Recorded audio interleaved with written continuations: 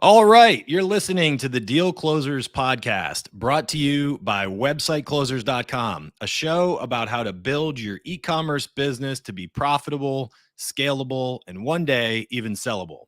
I'm Isaac Porter, and on the show today, we have Andy Hooper from Global E-commerce Experts. He comes on the show to give us the inside scoop on how to take our businesses international. Global e-commerce sales is now roughly at $6 trillion a year, and the United States share of that is impressive, but it's only about 1 trillion. That means if you're listening to this and you're in the United States, international e-commerce is a little more than 80% of the entire global market. So if we're not looking internationally, we're missing out. But how do you make the move to bring your brand internationally when you're a US predominated company? Let's talk to Andy and find out. Hey, Andy, how you doing today, man? Hey, Isaac, thanks very much for having us. I'm doing great. Thank you. Thank you very much. Cool. All right. So, Andy, tell us a little about what the international e-commerce market looks like right now. Yeah, the e-commerce as a whole is, it's still actually very, very new. Whilst lots of us have been involved in it for some time. The route to growing and scaling the business is that international piece, without any shadow of doubt. And those numbers you picked out really, really highlight that.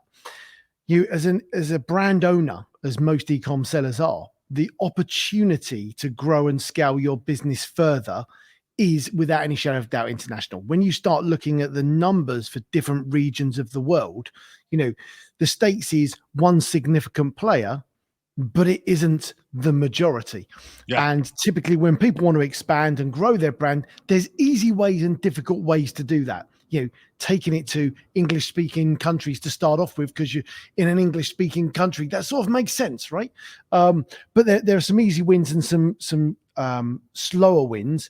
But ideally, when you're looking to expand, typically we're talking to our clients, we tell them they should be expecting sort of a 80% of their US sales in the first sort of phase of expansion. Awesome. So what areas are you seeing internationally right now that have the fastest growth in e-commerce? So I think some of the fastest areas are things, we're moving out of a period where we've had the C word, we've had COVID, Yeah. the things that sold really, really well during COVID are actually coming down in sales. People bought things they can do outside for 2 years.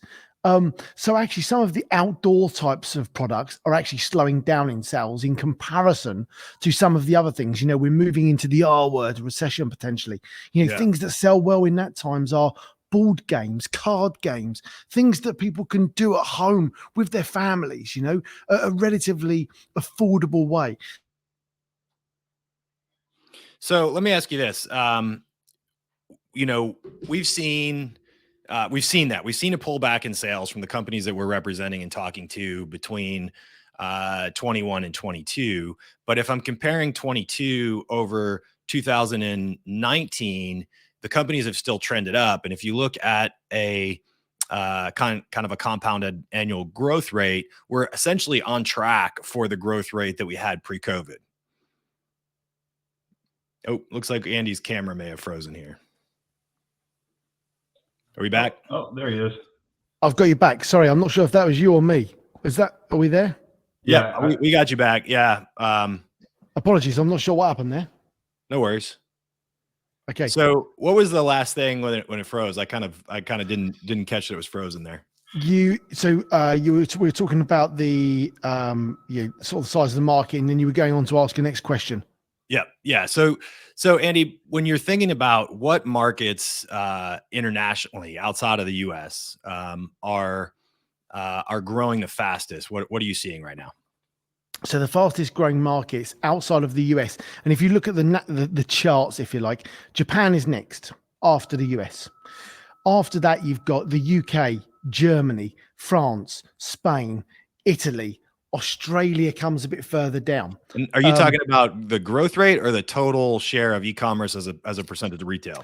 Well, that's the share of e-commerce. And the reason I go by that number rather than the scale of which they're growing. So Spain, for example, is probably the fastest growing out of all of them. But the problem is, it's really small in the first place. Yeah. So when you're really small, you're just catching up all that whole time, and you sort of section each sort of region, if you like. So Japan is one region, Europe's another region. So Europe is probably the biggest next piece outside of North America.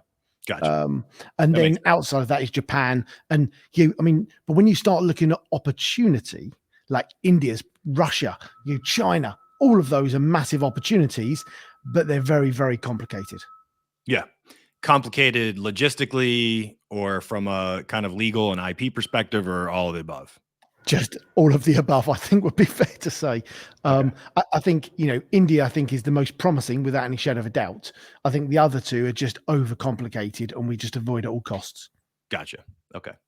So, So I want to think about this from two different perspectives, because the majority of the companies that we work with and represent are U.S. domiciled businesses.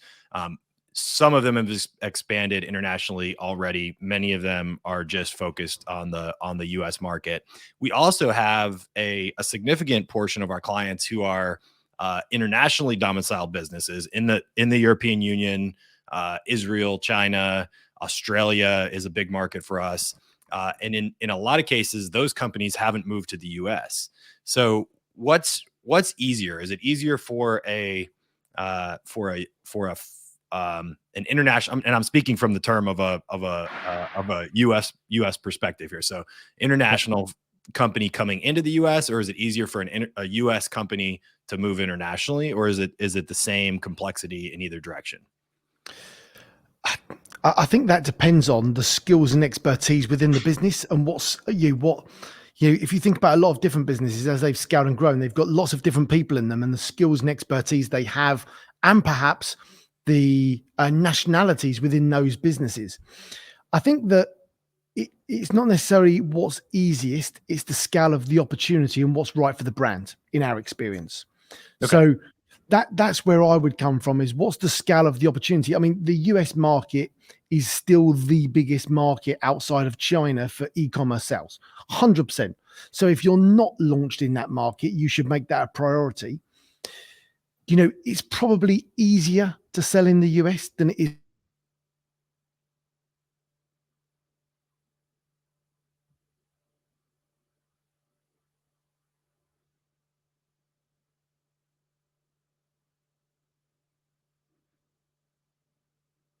I think we're getting a data feed issue. Yeah, I think so too. Yeah, I don't know if he's not hardwired in or Wi-Fi is not great or what. His audio sounds good and his video looks clear until it freezes. Yeah. Andy, can you hear us?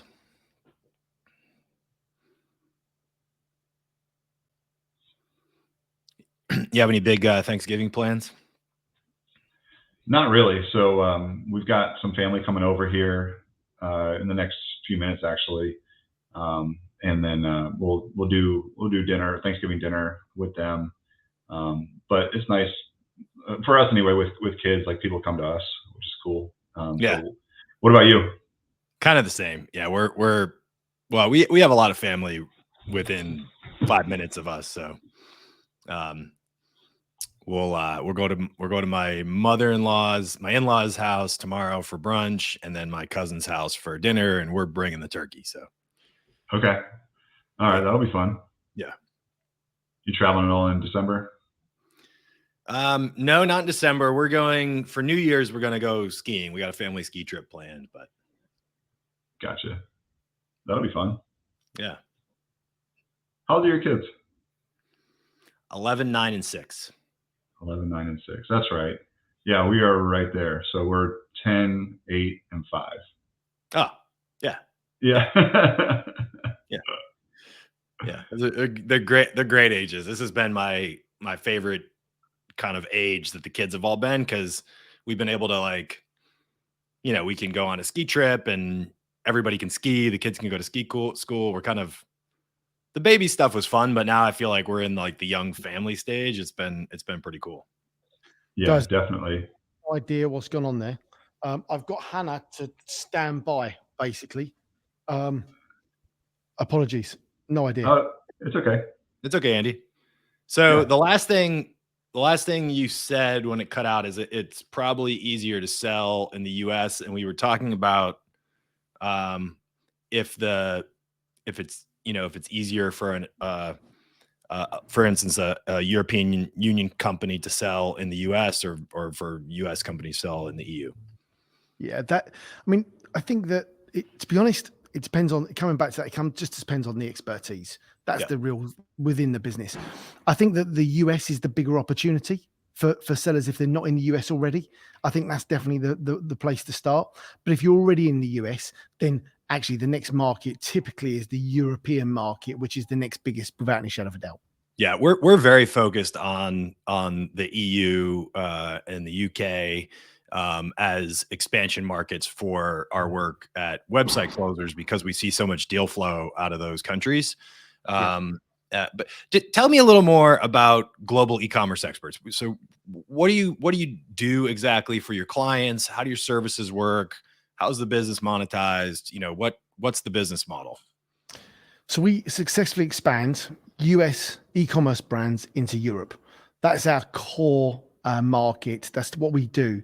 Now, when you're expanding to a new market, the problem comes where if you're in a new region or you're expanding to a new continent, there's so many different things that you need to understand. It becomes overcomplicated, and you almost overcomplicate it and never do it because it just seems too complicated. Right. And there's so many different agencies and support information out there that typically you need 20 different agencies or service providers to enable that to happen. So what we did is we basically pulled that all under one roof. So when someone wants to expand, we solve all their logistics problems, all their compliance problems, and run all their and manage the day-to-day for them should they need it. So the ideal being that we're a service provider, that when someone wants to expand, we can hold their hand and do everything for them, everything from picking their stock up from the factory in China or said other location, all the way through to B2B and B2C fulfillment right here, including all the business and product compliance that makes it happen. Awesome. Well, that's huge. So how do you charge for that? Is it a percentage of sales? Is it a fixed fee? Is it, what does that look like? So we're a service provider. So what we do is we charge per service, typically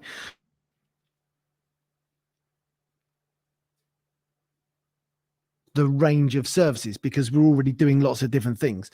So that's typically how we work. We charge per service. We're a service provider. Our consultancy comes for free.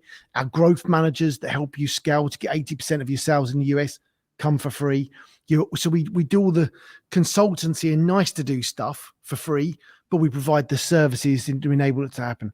And it's no different to having someone do your shipping and you pay for the container, or someone do the customs, or someone do the 3PL and all the rest of it. It's exactly the same. We just put that all under one roof to make that easy for people. And when it comes to how do we fit in the market, typically we're not the cheapest, but we're not the most expensive. We're mid-price range, but of course, by doing it all together, we save everyone money because it's just easier for people. Interesting. Yeah, that makes a lot of sense, and it seems like it'd be much more simplified for the brand owner. So let me ask you a question. So if okay, and I've got an FBA business. I sell in the pet product space.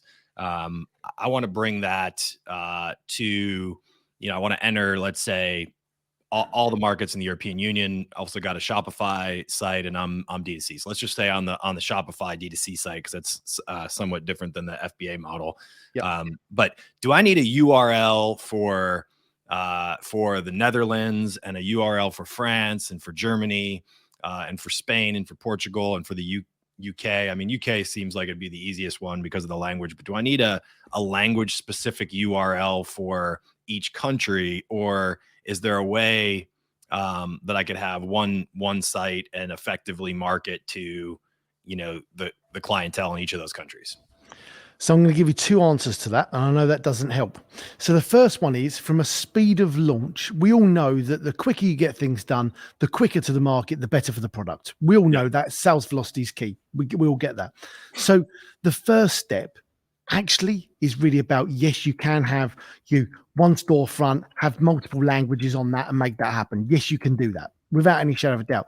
The long-term play for that and the disadvantage of that is that you can't build up SEO ranking language specific in each country. So, when you're starting, it's fine. There's no problem with you just having one site and having it translate, no problems.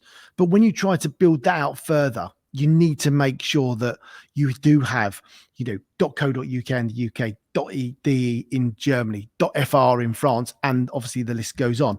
But you Okay, only that makes do sense that. because when I'm talking to brands that are already that are let's say European Union based brands that are doing well, that's what I see typically. I see that they've got a URL for every country, and they've got a site that is in the native language of that particular country. And so what you're saying is they're doing that for SEO ranking purposes, which makes total sense. I 100%. didn't put that together, but that kind of ties it together. But you're saying better to get started with maybe one or two sites, get it up and running, and then build out the infrastructure of country specific sites for your products. Yeah, and I think you've got to have a launch strategy. You've got to have a process to launch the business and decide where's going to be best and where's not going to be best. Typically for a lot of our sellers, they launch in the UK and Germany to start off with, whether that be Amazon or their own website, because it accounts for the majority of sales in most cases. So that's a really good place to start. And as you start to see the sales pick up in France, France, Poland, Switzerland, I don't know, Netherlands, Spain, Italy, wherever, you can then build out those next sites based on the data you're seeing and use the data to enhance your expansion plan.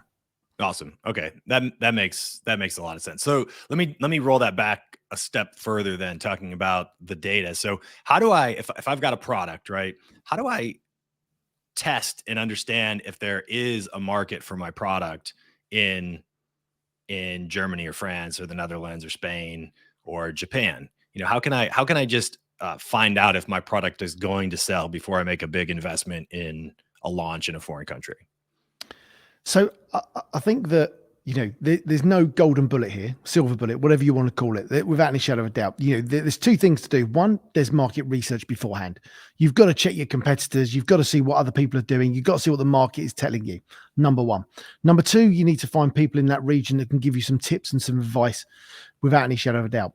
The third thing is about how can you enter the market at a reasonable price to test and validate your data and your processes and your ideas to know that it's going to work. So typically, a lot of the sellers we work with and brands actually use something like Amazon as a great testing platform when they're on multiple marketplaces and multiple websites and things like that in their home market in the US, wherever that might be. Actually, Amazon's a really good test bed for that, because what you can do is you can send your products into the new region, if you like, and everything's sort of done for you. You sort of understand Amazon's got this perfect little seller central that you still understand. It's not different. I mean, all right, there's a few tweaks and differences between one seller central and another in different regions, but broadly, it's exactly the same thing you see. And you can use that as a validation tool to help you make a decision without any shadow of a doubt. Okay. That's cool. I think that's a great kind of iterative step to completing a full product rollout and launch to test that market. So let me ask you another question that this is just something I've been curious about. I've seen a few brands that I would think of as very US market specific that have actually done incredibly well in European countries. And I'll give you some specific examples. So we sold a company that is mostly a t-shirt seller. They're on Amazon's FBA's company. But what was interesting to me is their t-shirts were all military t-shirts. So all US military t-shirts, apparel, hats, stuff like that. They launched in Germany and killed it. They launched in France, fell flat on its face, sold nothing. And so they were, it was just really interesting to me that there was a market for somebody buying, a shirt that said Marines in Germany, but the French didn't sell at all. they tried rolling out German military apparel in Germany, and it wasn't that successful. So just some interesting nuances to me. Another one example that we had is we've got a company we sold that it's in the firearms category, and they make it's a an app and a digital laser device that goes in your gun so you can practice without live ammunition. They for a long time thought that there would not be a market for that product in the EU at all. They had a distributor who started taking it to gun shows in France, did well. They launched in France. They've absolutely killed it because it turns out it's hard to buy live ammunition in France, and so people want to target practice without live ammo. And so that's done really well. So there's some of these brands where I would, I wouldn't expect them to do well in these markets, but they're killing it. And there's other times where I would expect it to be internationally interesting, and it hasn't been. So, have you seen any scenarios like that, and any kind of anecdotal stories you can share? Yeah, I mean, loads, exactly like that. You sort of see a product come across the desk, like, oh, look, we've got a new client coming in. They want to expand with this. You're like, that is going to kill it. Totally agree. And then actually you then start looking at the data as it comes through, and it's not anywhere near as successful as you think it is. Yeah. But then you get the complete opposite. So, as you were talking there, all of those things are completely down to the culture of the country and where you're launching, and understanding the culture in those different regions and those different countries. When we talk about Europe as a whole, there's 28 countries. So, you've got 28 different cultures that you've got to consider when you're selling in those different countries. And it's no surprise to me that something worked in Germany and doesn't work in France, and exactly the opposite happens every single day. Things like supplements kill it in France, don't kill it in Germany. Interesting. Yeah, that's fascinating to me. That those cultural differences are so interesting, and I think like really important to understand and test, and then there's ways to exploit them, right? And to really take advantage of those market opportunities. And there's probably ways to lose a lot of money if you do it the wrong way as well. Yeah, I think it's understanding the culture, working out where the differences are. It's not just the culture; it's the changes in season every year. There's a complete wide range between southern Spain and Scotland in the UK. Going into Norway, Sweden, and all these different countries. It's completely different. Landscape, different culture. Everything is different. So you have to bear in mind the product you're selling. Where will it sell best? If you're selling bed sheets, a great example. The bed sizes in the US and Europe are different. Mm-hmm. So you can't order the same size stock. It just doesn't work. But you can order the same pattern. You just have to get it made in a different size. So there's lots of examples like that where, you've got to do your market research before you expand to understand these nuances and do a test. You've got to test and use the data. Yeah, absolutely. And I think for me, and our audience, as you know, are e-commerce sellers that are thinking about an exit or planning for an exit or have at least that in their mind. What I've seen from a valuation perspective is that businesses that are selling internationally, that are in more than one market, are perceived as less risky overall because they've got a broader array of distribution. They've got a more sophisticated logistics process set up, and because of that, they receive higher valuations. They're getting paid for not only the extra sales that they're generating, but the perception of having an internationally recognized brand. And so I think there's value. Of course, growing your revenue and selling more products will always drive value in an exit process. But there's on top of that, there's a premium for brands that are selling internationally, that are in multiple countries, because it shows that there's broad appeal for the products, as well as this concept of risk diversification through different companies, which makes the cash flow more, less volatile and more certain, and therefore they get paid more for it. So I think there's a real value proposition for businesses to think about expanding internationally to increase the value of their brand, as well as to grow the size of their business. 100%. I mean, we work with a fair number of different players in the market, and when you're thinking about a brand as a whole, one, the compliance in Europe is more complicated without any shadow of a doubt than it is in most regulations in the US. So actually, in order for a brand to expand into Europe, they've got to have done all that hard work first in most cases. So they're doing all that work. So when someone buys the brand, they haven't got that hurdle to overcome. So the ability for them to expand their brand and grow that and scale that is much better. Whereas, if you've got a brand that's solely focused in the US, we work with a number of different aggregators where they buy a brand, they hand them to us, and we get them all ready to go. So they expand them and launch them straight away in Europe. But obviously, you've got all of the business compliance to do. You've got all the product compliance to do. You've got the logistics piece to solve. You've got to make sure you can get stock in the region. And then you've got to think about, well, no one's seen our product in the region before. How's it even going to go? What stock volume are we going to have? So there's lots of things to consider. We definitely see, coming back to the real point there, that people that have already expanded to Europe typically have a higher EBIT. That obviously makes life a little bit easier, and the multiple does tend to be slightly higher because of that ease to make stuff happen without any shadow of a doubt. Yeah. But yeah, and your business can handle all of those logistical issues that are needed to enter the market in European, the compliance, the regulatory piece, the shipping, local 3PLs. You guys can take that all off a seller's plate. Exactly that. All of that complicated stuff.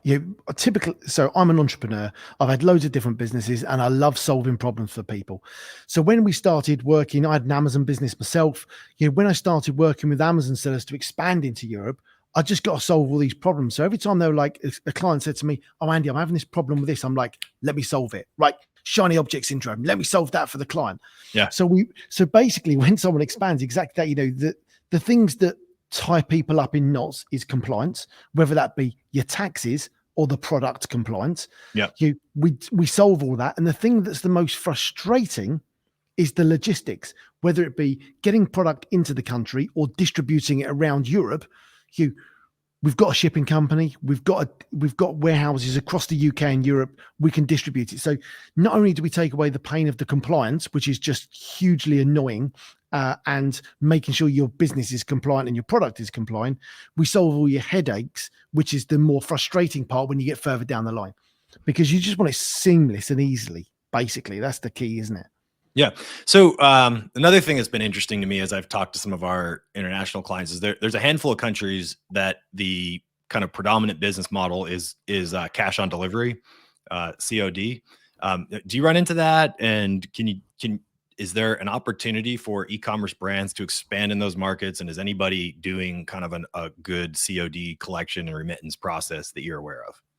I don't know any of our clients that are doing that at the moment. Okay. So that my understanding is wasn't it? Well, my understanding is like Greece and Turkey, for example. If you're selling in those countries, the model is people pay when they're receiving the delivery, not paying online by credit card mostly. Is that accurate, or is that not what you're seeing?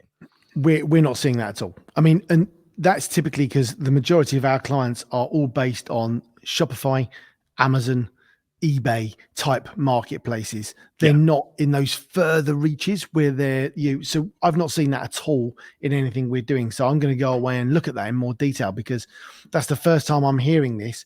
We're not seeing that at all in the main part of Europe, which is where the main part of the sales are. Yeah.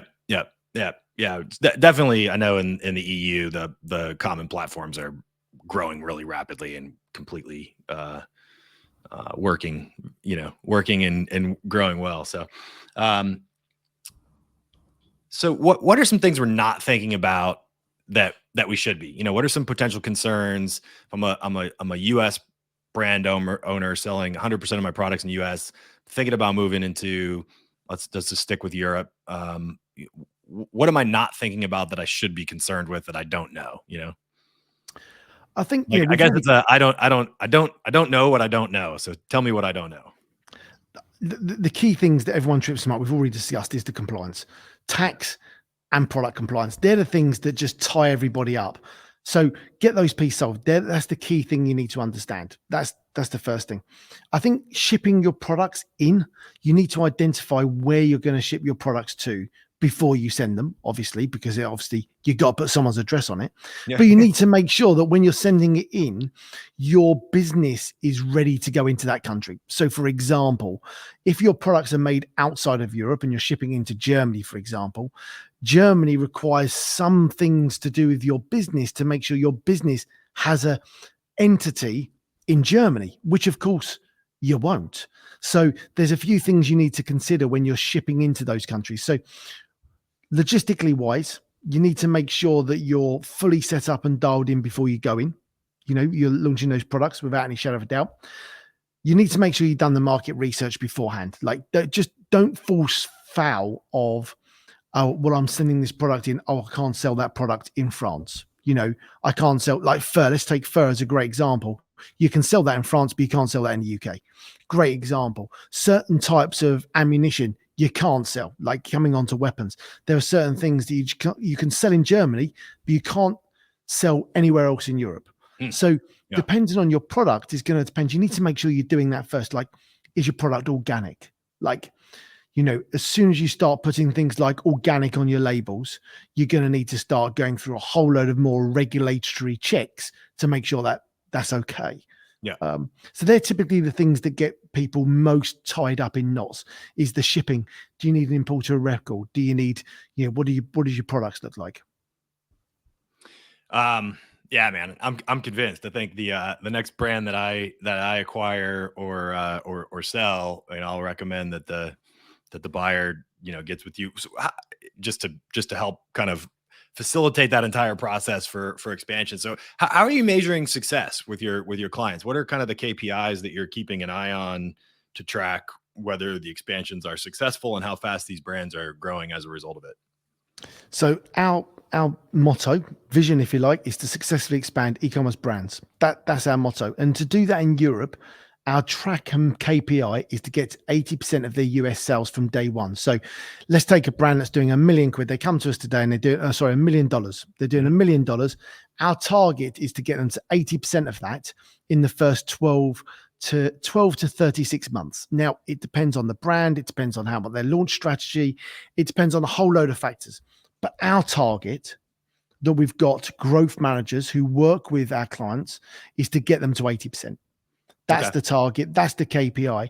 And of our clients, we're seeing that it typically takes 26 months on average to get there. Bear in mind, our average client is 5 to 20 million. Awesome.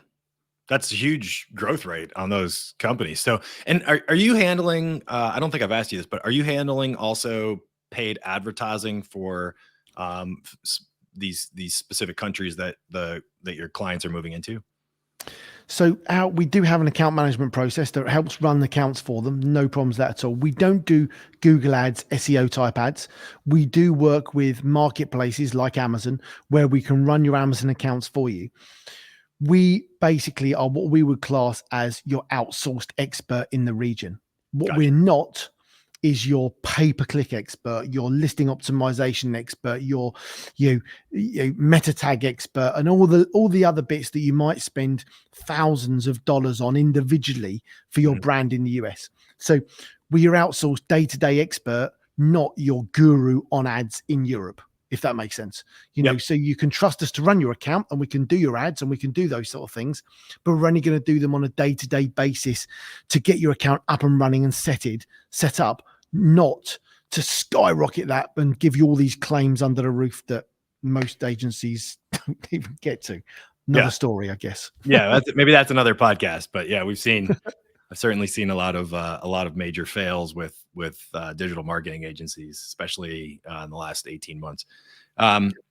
So if there's a call to action, Andy, that you want our listeners to take from this conversation, what would that be? There's two. One, expansion is easier than you think if you're working with the right partners. There's a huge amount of content out there that can support you, guide you, help you, advise you, and everything else. Go listen to that content. We've got a huge amount on our podcast. So Global E-commerce Expanders, you can go and listen to that. We tell you exactly what to do, how to do it. You can go and absorb all the information, but don't think that expansion is difficult. the process is simple and easy. And the second part of that is to make that simple and easy. We devised, based on having done this for 2,000 clients, a simple 7-step strategy that can help you to expand. So you can go to our website, /webinars or /podcasts, and you can download our 7-step guide. And now if you Google Global E-commerce Experts, you'll find our website and just do /podcast. It's not behind any wall, so you haven't got to put your email in or anything like that. You can just go and download it. And then if you're interested and want to learn more, you can get in contact with us. Awesome. Okay. So you just answered it, but I'm gonna ask you again, just so we get it specifically on the show here. What is the best way for our listeners to contact, you and Global E-commerce Experts? So to get in contact with Global E-commerce Experts, just go to your favorite social channel or go to the website if that works better, and just Google Global E-commerce Experts or search on that channel and you will find us and you can get in contact with us. If you want to get in contact with me directly, you can contact me. I'm Andy Hooper and I'm on LinkedIn, and you can pretty much guarantee you'll find me there. Yep. I looked you up already. You're definitely there. I sent you a connection request this morning. So fantastic. Yeah, we'll stay connected. I've got a lot of clients, Andy, that I think could really benefit from your services. It makes complete sense what you're doing to me. It's a huge market opportunity, and it's a major value driver for the clients that we're working with to expand into European and other global markets. Major opportunities, some really low hanging fruit in those markets, and it's having somebody who's been there, done that, would make it a lot easier for them to know that they're not going to make mistakes along the way, which are going to cost them a lot more money than just getting an expert involved from the get-go. So really appreciate you being on the show. Thanks, everyone. That was Andy Hooper, CEO of Global E-commerce Expert, which again, you can find at globalecommerceexperts.com. That's global e-commerceexperts.com. Thanks everyone for listening to this episode of the Deal Closers podcast, brought to you by websiteclosers.com. If you like the show, be sure to rate us, write a review, press the follow button, and share it with your network. And of course, if you're looking for help selling your e-commerce business, be sure to visit websiteclosers.com. This episode was edited and produced by Earfluence. I'm Isaac Porter. Follow me on LinkedIn, and we'll see you next time on the Deal Closers podcast.